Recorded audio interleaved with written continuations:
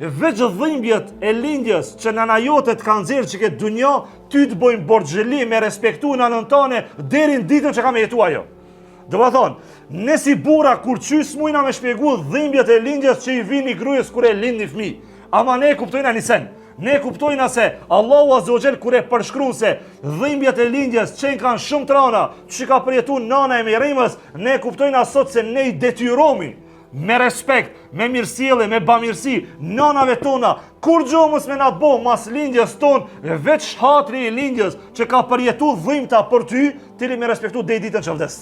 E lemo që nanat ka rritet, ka ushqyje, ka ndru pampersa, ka laje, ti ka bëjë këtë punë, këto janë ekstra që vinë për respekt ndaj prindërve, ti veç mendoje. Pasha Allah, ne sa dush me folë për dhimbjet e lindjes, s'mujna mi karakterizu asnjëherë. Do thonë është diçka e papërshkryeshme, veç nanat e tona edhe lusna Allahun Azza wa Jall, që çdo një gruaje që e fal namazin, edhe e beson Allahun Azza wa Jall, që to dhimbta që i kanë një për neve që kena dhënë në dunjë, që u bëjë grada në ditën e gjykimit edhe në xhennet të Allahut Azza wa Jall.